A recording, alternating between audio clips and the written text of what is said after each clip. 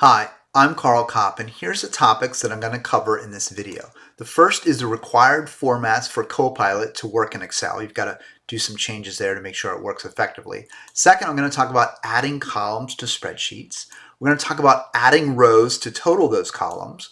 We're going to talk about identifying key pieces of information, how to get explanations of formulas, formatting cells in a column, and finally, tips for crafting the most helpful prompts. Here we are at the home page of Microsoft 365 Copilot, and today we're going to be talking about Excel. So let's go ahead and click on Excel, and you can see that it gives you a lot of great features. We can obviously create our blank workbook, which we're going to do, but I just wanted to stop and point out that there are a number of templates. If you haven't looked lately, you're in for a big surprise. You've got recommended templates, budget templates, lists, calendars, schedules, invoices, even household. But what we're going to do is create a blank workbook. So let's click on that.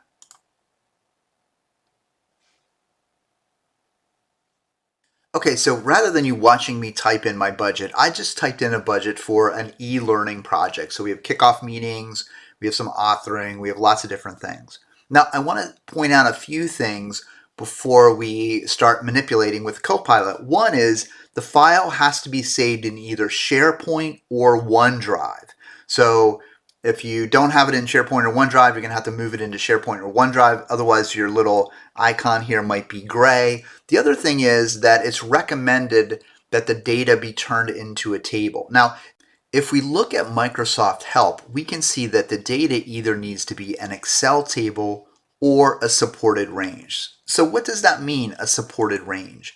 Well, supported range means that your data in Excel has to have only one header row. The headers only on the columns, not rows. They have to be unique. They can't be duplicated. You can't have any blank headers. Data has to be formatted consistently. No subtotals, no empty rows, no merged cells. So quite a number of requirements in order to use it as a supported range. So I think it might be best if we just go ahead and make it into a table itself. So we highlight it, we come over here, and we'll do just a light table. And that will allow us then to manipulate the data in Copilot. And let's format it as a table. There we go.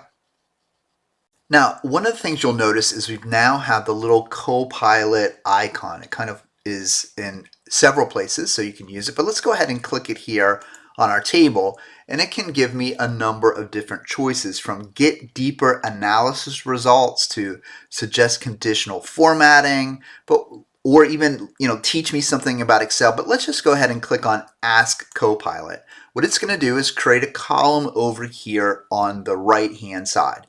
And it can give us suggestions, or it does give us suggestions, such as a formula, pivot table, deeper analysis, kind of the same information that we got over here.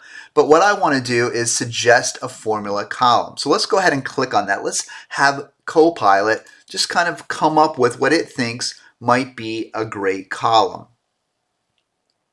So here it is, looking at the column, generating some information, and of course a total cost column makes total sense. So let's go ahead and add that. Now one thing for you to notice is that as it gives me my information, it's telling me what it's doing. It's giving me the total cost, giving me the formula, and it's giving me what it would look like, but it's not inserting it.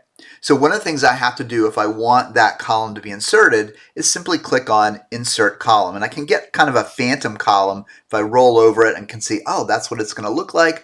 Oh, I think it looks good. Let's go ahead and insert that column. So now I have a total cost. So I have the 8 times 150 giving me 1200, 10 times 150 giving me 1500. So you're able to do that. So it's done. It's telling me that's what we've done. So now we've used our first Copilot feature. Now that's great, we have that column, but maybe we want a total. So we could ask Excel, can you total column D? And go ahead and click here, and it will go ahead and total that column and give me a total number for the total cost. So that's great because I've got all these numbers. I don't know what it's going to cost me ultimately. And here we have the number. It's 22,415. I click on Insert Row, again, phantom row. Click on Insert Row, and it will put that in there as well. But notice I did column D, so I total it very specifically, but I can also ask total hours and price columns. Here it will work on hours and price, so I did it by the label instead of the column B or C, and it's going to go ahead and do that for me. Now, Microsoft recommends that you be more specific. Instead of saying hours and price, you say B and C or D, but I think it works pretty nicely just by typing in the column header. So if you don't want to name the column B or C, you just type in the header, and there you have it, a total. And I wanted it to add it, and it did, and now we've got those numbers right in our table. And so now we can do some other things. So for example, let's say we have this number here, this 2082. We can actually get additional information, like explain this formula. If we click on that, it'll actually explain that particular formula. So there I've clicked on it, and look over here, it's actually going through and explaining the formula for that particular column. So that's really nice if you inherit a spreadsheet, or if you got a spreadsheet and you're like, I don't really understand the formula. How did they figure this out? What's involved in this formula?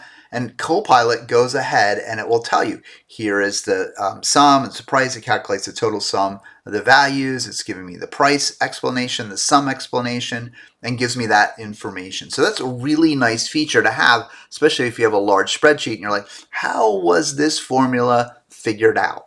Now, as we're looking at this table, we can see total cost are in dollars, but price is not. So we can ask it to format cells in column C as dollars.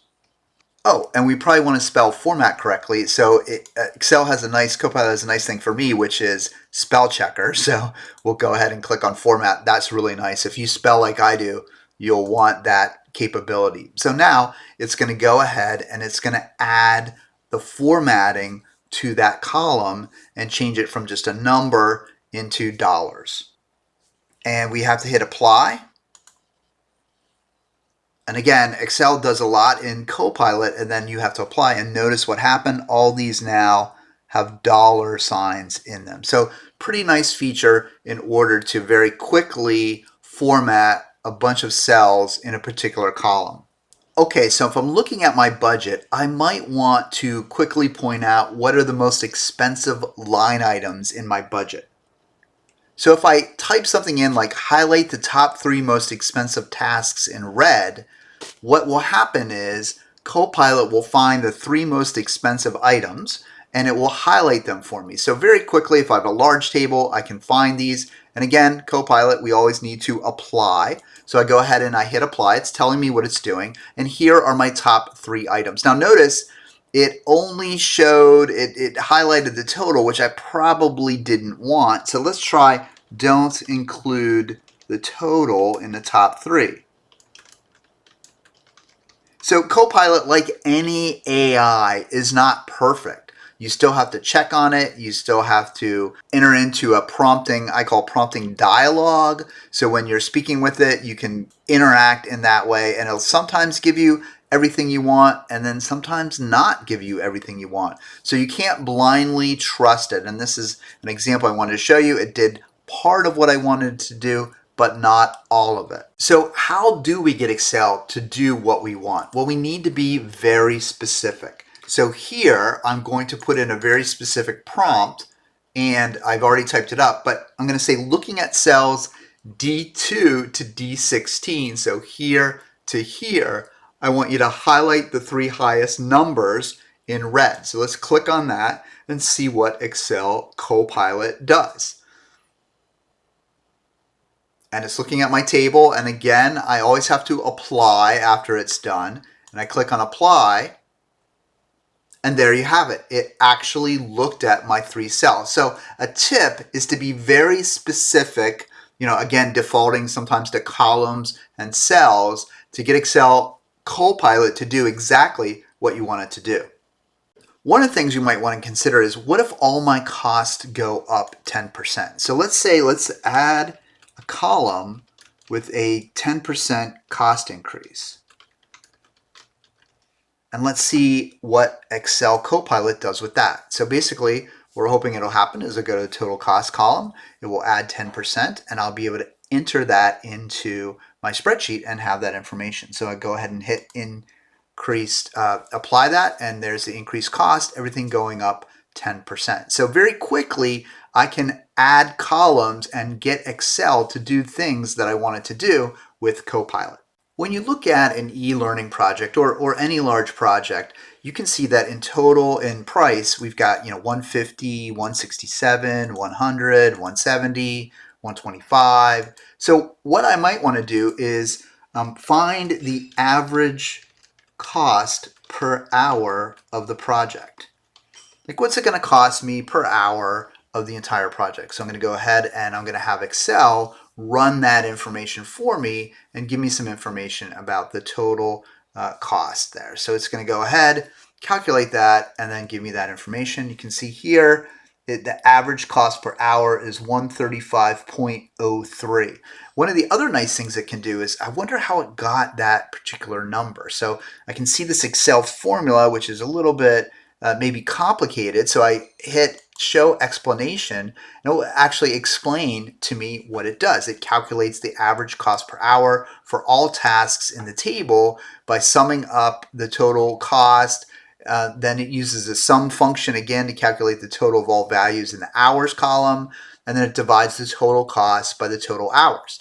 So that way Excel not only figures it out for me, it's 135.03, but it also explains to me how it's finding that number. So if I don't like the number or don't like what it's doing, I have some insights into how Copilot is thinking about calculating the number that I requested. So there you have it, some basic functionality of Copilot in Excel. It lets you do some things very quickly with just natural language. Type in what you want and it will give you the information. If you're a little bit more specific in terms of columns and rows, then you're going to get even better output from Copilot. So play with it, see what you think, and let me know your review of Excel Copilot in the comments below.